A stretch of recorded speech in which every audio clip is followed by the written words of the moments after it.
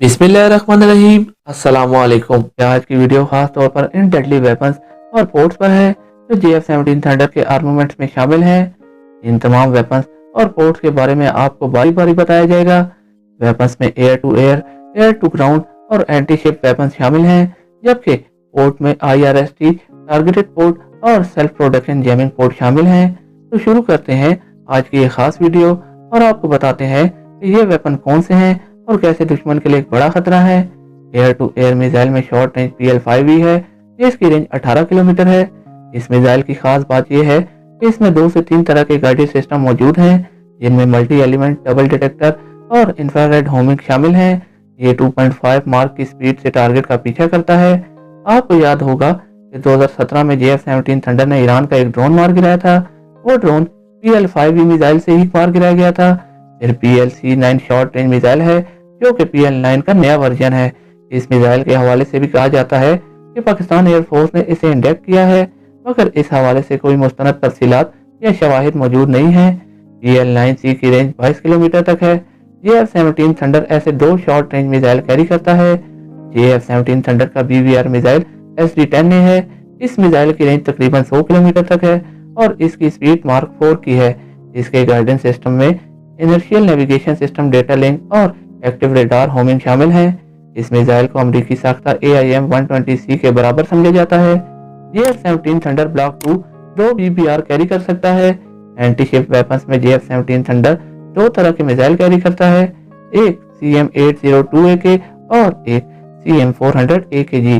CM-802AK एक subsonic missile है, जिसकी रेंज 180 किलोमीटर है। ये मिसाइल 1234 किलोमीटर फी घंटे की रफ्तार से परवाज कर सकता है और CM-802AK को 2 तरह के नेविगेशन सिस्टम से लैस किया गया है, जिनमें INS और एक्टिव रेडार होमिंग शामिल हैं। इस मिसाइल की सलाहियतों और कामयाबी को देखते हुए इसे JF-17 थंडर के हथियारों में शामिल किया गया था। ये 2 मिसाइल एक वक्त में JF-17 थंडर कैरी कर सकता है। अब आते हैं दूसरे मिसाइल की तरफ, जो CM-400AKG है, जो कि सुपरसोनिक मिसाइल है। ये न सिर्फ दुश्मन शिप्स के खिलाफ इस्तेमाल हो सकता है, बल्कि खुश्की पर मौजूद दुश्मन के फौजी तंसीबात को तबाह करने के लिए भी इस्तेमाल हो सकता है। CM-400AKG को कैरियर किलर भी कहा जाता है और ये दुश्मन नेवी के लिए बहुत बड़ा खतरा है। दुश्मन नेवी के पास अच्छा एयर डिफेंस मिसाइल सिस्टम होने के बावजूद ये मिसाइल अपने टारगेट तक पहुंचने की सलाहियत रखता है। CM-400AKG एयरक्राफ्ट से लॉन्च होने के बाद अपने तौर पर यह खुदकार तरीके से टारगेट को तलाश करता है और इसे तबाह कर देता है। दौरान परवाज ये मिसाइल सतह समंदर या जमीन से ऊंचाई में तब्दीली लाता रहता है और मुसलसल एक रास्ते या एल्टीट्यूड पर सफर नहीं करता, और जब टारगेट के करीब पहुंचता है तो दुश्मन एयर डिफेंस मिसाइल सिस्टम से बचने के लिए तेजी से रास्ता बदलता है। इसकी रेंज 250 किलोमीटर से ज्यादा है, जबकि मैक्सिमम स्पीड Mark 4 है। ये मुस्तकिल तौर पर एक स्पीड से परवाज नहीं करता, बल्कि इसकी स्पीड का ताल्लुक इसकी फ्लाइट एल्टीट्यूड से है। ये 2 मिसाइल JF-17 थंडर एक वक्त में कैरी करता है और ये मिसाइल JF-17 थंडर का सबसे बेहतरीन एयर टू ग्राउंड वेपन है। CM-400AKG के गाइडेंस सिस्टम के हवाले से मालूमात हासिल नहीं की जा सकती। अब आते हैं एयर टू ग्राउंड वेपन की तरफ। एयर टू ग्राउंड वेपन में JF-17 थंडर को 2 तरह के एंटी रेडिएशन मिसाइल से लैस किया जा सकता है, जिनमें LD-10 और Mark 1 शामिल हैं। LD-10 की रेंज 80 किलोमीटर बताई गई है, जबकि Mark 1 की रेंज 100 किलोमीटर तक है। ये दोनों मिसाइल दुश्मन के रेडार के लिए बड़ा खतरा है। रात क्रूज मिसाइल को हम JF-17 थंडर के हथियारों में शुमार तो करते हैं, मगर जहां तक मैं समझता हूं कि ये मिसाइल JF-17 थंडर के हथियारों में शामिल नहीं है। रात क्रूज मिसाइल मिराज एयरक्राफ्ट ही कैरी कर सकता है।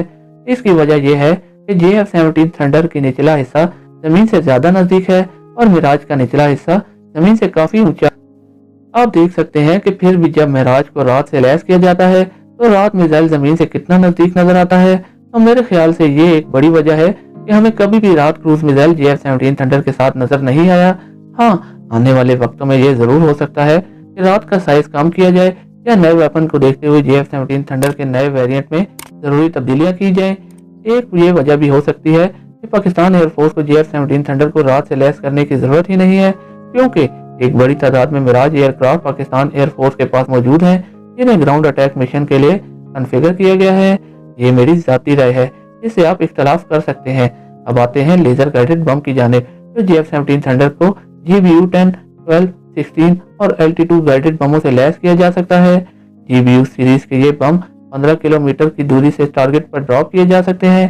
GBU-10 का वजन तकरीबन 900 किलोग्राम तक है, जबकि GBU-12 और 16 का वजन 200 से 350 किलोग्राम तक का है। LT-2 500 किलोग्राम का है और इसकी रेंज 10 किलोमीटर तक है। पाकिस्तानी इदारे एयर वेपन कॉम्प्लेक्स के तैयार करदा हाफर 1 और JF-17 थंडर 2 के वेपन्स में शामिल है। ये रनवे तबाह करने वाले वेपन्स हैं। इसके अलावा RPG-1 एंटी रनवे मिसाइल भी JF-17 थंडर कैरी कर सकता है।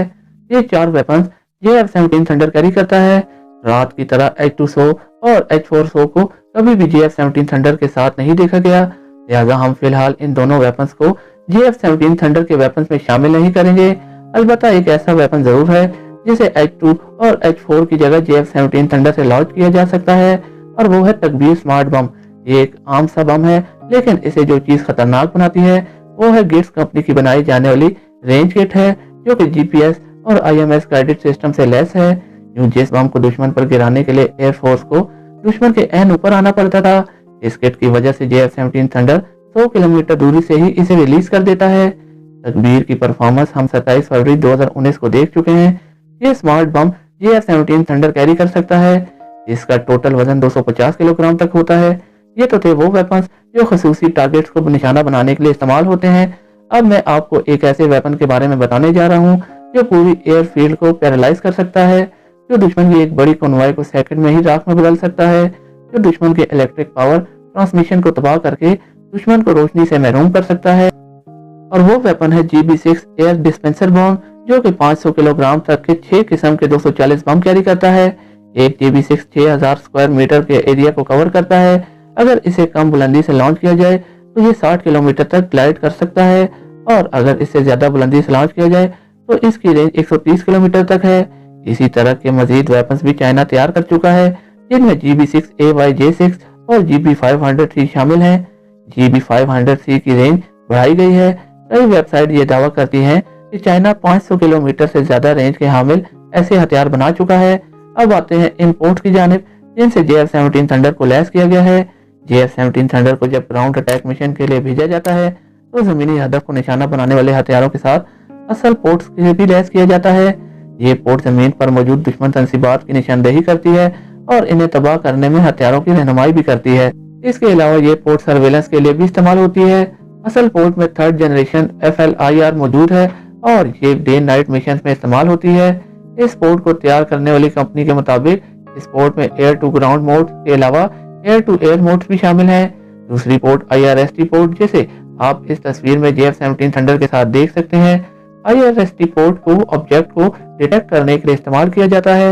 इस हवाले से तफसीलात मौजूद नहीं है कि ये पोर्ट पाकिस्तान एयरफोर्स इस वक्त इस्तेमाल कर रही है या नहीं। इस बात के शवाहिद मौजूद है कि पाकिस्तान ने IRST सिस्टम बहुत पहले ही तैयार कर चुका है। मैंने एक अमेरिकी पायलट को ये कहते हुए सुना था कि आज के दौर में IRST सिस्टम की इतनी जरूरत नहीं है, क्योंकि अब ऐसे रडार एयरक्राफ्ट में इंस्टॉल कर दिए गए हैं जो IRST सिस्टम से बेहतर परफॉर्म कर सकते हैं। तीसरी port ALQ-500P ESM ECM port है। ये पोर्ट स्पेन की तैयार करता है। ALQ-500P थ्रस्ट को आइडेंटिफाई करके इन्हें जैम कर सकती है। चौथी पोर्ट J600 और J700 self production jamming port है, जो कि चीन के लेटेस्ट जैमिंग पोर्ट है। ये पोर्ट भी JF-17 थंडर को जदीद मिसाइलों से महफूज रखने के लिए हासिल की गई है। ये पोर्ट्स आप चीन के फ्रंट लाइन एयरक्राफ्ट के साथ भी देख सकते हैं। पाकिस्तान एयरफोर्स ने जहां JF-17 थंडर को मार्केट में available multi role light combat aircraft के मुकाबले में बेहतर वेपन से लैस किया है, वहां इसे बेहतरीन हिफाजती निजाम से भी लैस किया है। तो अभी के लिए सिर्फ इतना ही था। उम्मीद करता हूँ आपको मेरी वीडियो पसंद आई होगी। अगर वीडियो पसंद आई तो लाइक करें, शेयर कीजिए, कमेंट कीजिए, अपने दोस्तों के साथ शेयर कीजिए और मेरे चैनल को सब्सक्राइब करना मत भूलिएगा। शुक्रिया।